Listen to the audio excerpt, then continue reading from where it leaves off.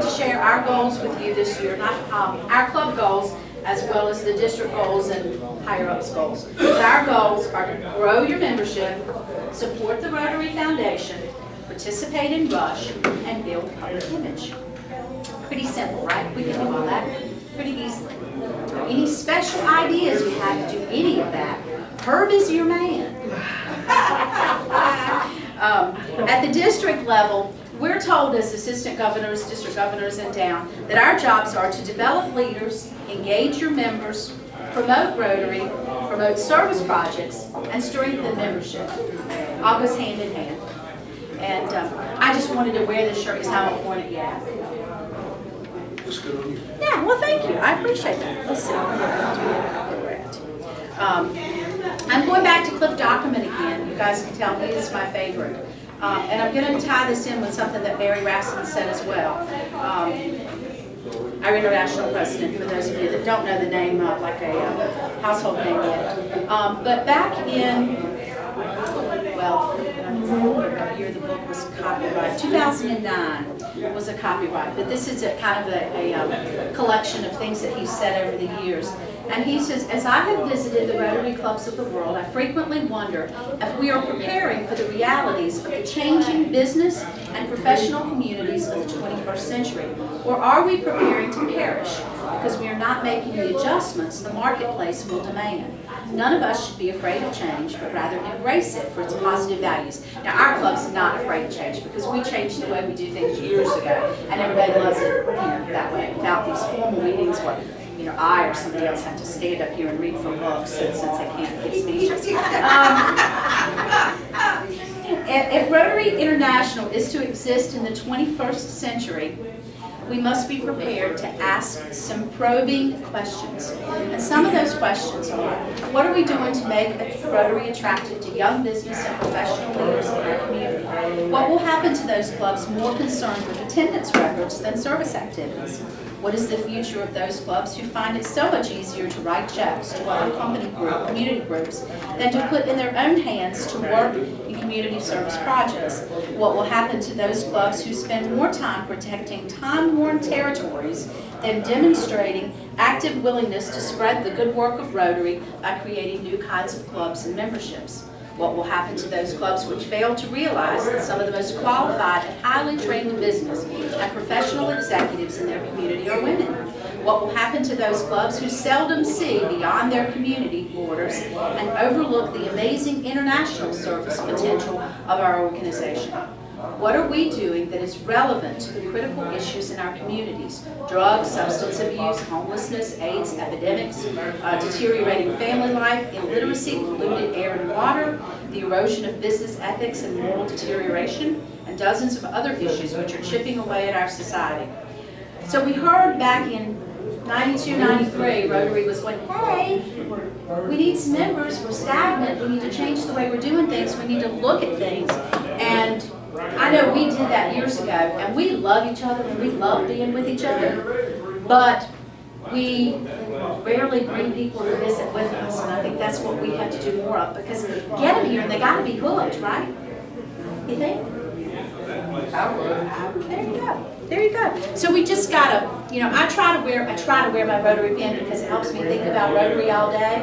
And I also want people to do my job for me. I want them to look at my pin and go, hey, that's really pretty. What is that? And then I can tell them an elevator speech. But I want them to do the work for me. And I think, that's not really the right way to look at it. But it happens for me that way. I'll be quite honest.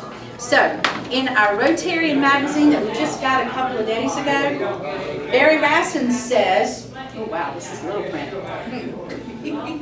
Our membership has hovered around the same 1.2 million mark for 20 years. We aren't growing, and our membership is getting older. We have too many clubs that don't have the knowledge or the motivation to have an impact. Clubs that don't know what they're doing on a global level. Clubs that don't know about our progress at the foundation.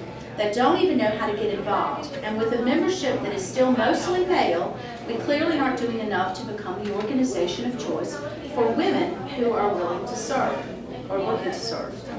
So if we want to be part of our of an organization that's strong, that's active, that's having an impact, start at home and be the inspiration.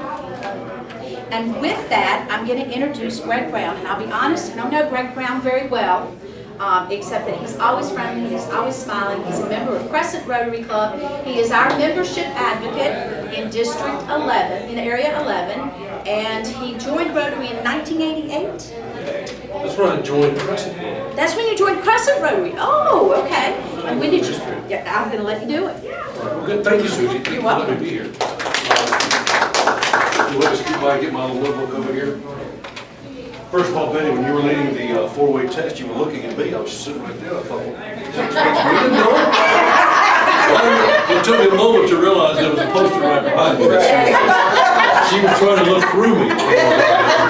So, anyway, it really is a pleasure to be here. I will tell you a little bit about my Rotary experience and why I'm so glad to be here. First of all, I get to wear the badge, this fancy badge, so it's a great opportunity for me to do it. But I grew up in a little small town in North Alabama, a town of about 8,000 people. It was called Cottonville. It was a long way from the area to the mountains. And we had a little newspaper that came out 3 times a week. And it seemed like at least once a week when I was a kid, there would be a photograph in the Sand Mountain Reporter, which was the name of the newspaper. It would have a picture of something good happening in the community, whether it was a speech by an important person or a project or money being given to support various charities in our community. And it was the Rotary Club. These great photographs. And my memory would be like the person that was all guy when I was a kid. So it would be the guy that owned the clothing store and the Chevrolet dealership, and one of the lawyers. So it was people that were big deals in my town. So I grew up thinking Rotary was a big deal. And I had the good fortune of meeting and falling in love and marrying my wife. We recently celebrated our 40th anniversary. Her father was actually he was the first Rotarian that I knew in each community. He had moved around the South in the textile business. He was worked for various companies, and so as they moved around, he was the first thing he would do. He loved to play golf, so he would find a golf course and a Rotary Club that he would join. So that's how, he's just one of these guys. When he moved, he wanted to get in and get to know people and be a part of the community really quickly. And my wife felt the same way. So my history, my first job after college in South Alabama, I thought, if we're going to be somebody, I need to maybe find a Rotary Club. So I called my dentist, who I knew had joined Rotary or was a member of Rotary, and I said, will you let me be a part of Rotary? And he said, well, my dentist. He didn't seem too enthusiastic. He sure didn't ask me if he wanted to be somebody. So I, of course, as a young man then, I joined Rotary, and within 3 months, just because I was willing to do stuff. I was like treasurer after a couple of months, and then the next year I was program chair, and so I was really involved. Just kind of something I got promoted or changed. Same company, but I guess transferred would be a better way to say. What I did, I moved to Columbus, Ohio. Guess who I called to find out if I could be a part of Rotary? My dentist. We were moving to a town. It was called. It was just north of Columbus, and. First of all, I looked up a dentist and looked up the Rotary Club, and I happened to be a dentist. He became my dentist after I called him, so I got to join that club. That happened to be one of the whatever their Rotary numbers were. There was really low. If it was maybe like 10, or something like that. So you've heard that old joke. Rotary was their old men and their fathers. It was dull. It was, I went to the meetings, but they didn't do anything. They were old, and they knew each other, and it was hard to really be a part of it. But I still appreciated being a part of Rotary because it's bigger, something bigger. I moved to Greensboro in 1988 and transferred from the company I worked for. This time I had my assistant. We were actually over on Meadowview Road, one of those offices over there, and I asked her if she knew anybody in Rotary. Just so happened one of the people I worked for Nationwide Insurance for a long time. One of the agents, that would be Bill Pearson, a member of Crescent Rotary. That's when I became a member of Crescent Rotary. And it happened to be on February 29th, 1988. That was a Monday. And that's the day we met. So I always kid people, even though I've been a member for 30 years, it's only like 7 anniversaries. But I'll start asking you, that's enough about my story. I believe in Rotary, I love it, the people I've met, and part of the community I've felt as part of Rotary means a lot to me. But James, I'll start with you, I'll put you on the spot. You know, we got a fairly small group, so whatever I ask James, you know it's going to come to you, I'm going to ask you. What are some, see, it's unfair to you, treating you badly, you get the pressure back. I know. Well, if you can't think of anything, I'll come back to it. I'll stick to you. What are some, off the top of your head, what do you like about Rotary? What's benefits to you personally? What does it mean to you? Having good, true friends that are doing the same thing and wanting to do the same things that I do, thinking along the same lines. And like the things you're talking about, what kind of things are those? We have social, where we get together and eat and talk. So you like eating and talking? Eating and talking. I love to talk. Back it up on the eating. But it's a chance to get out and do something different. I've been in church all my life. And at this point, church is getting dull. You've read through all the books, you're starting back to Genesis. It's getting dull, but it's doing something different at least once a week with different people once a week. And just having some fun. So people, fun. Those are really the two things. Yeah, But then I'll put you on the spot. What are some things you think that are benefits to you personally for Rotary? Service and travel. Service and traveling. So what kind of services that you have done or participated in that you like? Well, a few years back, we went to Nicaragua, and I really enjoyed that trip. What y'all do while you're there? It was with Clemens Rotary Club and our club partnered with them, and we got a well So put there. freshwater? Mhm. That's cool. And just going there and visiting and just seeing how other people live. So an experience you may not have had. Oh, Right. that's awesome. Brian, what about you? What's the benefit or some benefits? I enjoy networking and guest speakers and they advertise their organization. So the networking, that's a great one, and the information that you may not know of.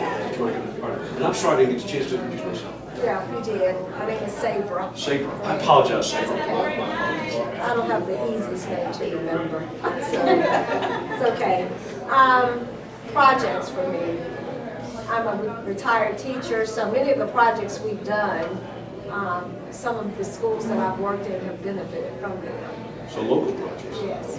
So that'll fall in the same service category. Betty, your reasons for liking Rotary, or being part of Rotary.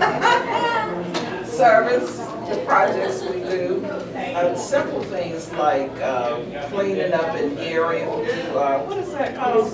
Big Sweep. Oh, yeah, the streams. I like doing that. I like doing community service and giving back to the community. And I like being with a group of awesome people. I always look forward to Tuesdays, no matter what else I've got going on in my life. I like Tuesdays because I know I'm going to meet up with some great people who share similar interests to what I like. So service and fellowship, that's a nice combo. Cynthia, Richard. I think it's, again, the big word, service and giving back. I remember being a part of a group, and for years they tried to encourage me to become a Rotarian. And for years I resisted. I just Yes, she did. Yes, she I just did. didn't see it, and just one day, just come tonight. It's just an informal meeting. We're going to be packing food and food bags to go out to the schools. Just come. I think you enjoy it. And that was about 4 years ago. And I missed it. So the rest is history after that. That's pretty good. So that's service. That's excellent, Sarah. Pretty much like everyone else, it's, you know, I love having a built-in Rotary family. I mean, we all get on really well, and I think that's a huge kind of thing for our club. we're low-key, we're a family, we love one another, but service, we serve at Pathways and at YWCA. Pathways is a homeless shelter for families, and there was this one woman there, and we don't always get to see this because we're not there all the time, but she came up to us and said, I don't know if you remember me, we were here like 2 months ago, we served dinner, and I just wanted you to know that tonight, last night, I'm getting a home tomorrow. They've helped her kind of get her life back on track. And I think knowing, seeing the people that we're helping, it's international support is wonderful, but we don't always get to see, kind of the end result or meet the people that's affected. So I love the community stuff that we do here locally is you get to see the people that you're changing their lives.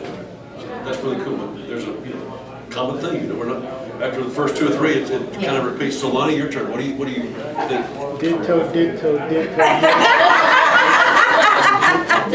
times. Is that fair to let him get away with that? No. Well, I have to just say that, I joined Rotary for one reason, but I stayed because of the service that we do. What was the reason you joined, may I ask? Because the person that was asked me kept bugging me, and I said, Just to get him off your back? Just to get him off my back, yes. I'm serious. Just to get him off my back. And then I started coming to the meetings, and when I first went to the very first president's meeting, that's when I really learned about what Rotary was all about. And like my wife says, that's my wife, Benita. I don't think I made the connection. We went out, I like the service and the travel. Since we went to our first international conference in 2010, I think we not missed, but maybe one. It's amazing to see the full picture of Rotary when you go to that. Where was that, may I ask? Montreal. It's probably amazing to see. All right, Susie, your turn. I know you're very active, and I never asked you this, but what are the benefits of Rotary to you? Well, let me tell you why I joined. You guys all know that, of course, Joe was president of Summit, and so, gosh, I had this huge family of 80 plus people, and we did things all year, and life was great, and it was exciting. We were always doing something, and then he wasn't president anymore. And he still had Rotary, but I didn't have Rotary. And I missed having more friends and more excitement in my life and doing good things for other people. And Joe came home one day and he said, here's your application, it's filled out. David Thomas is your sponsor. They meet tomorrow night at Tuesday at 6:30 at Taste of Time. There you go, you're working your stuff. Here's your check. Oh. Okay. It's easy. Yeah, it was easy. I mean, he did it all. And that was wonderful. And I'll tell you that the reason I like it so much here is because in the last number of years, since 2009, I would have been sitting around the table every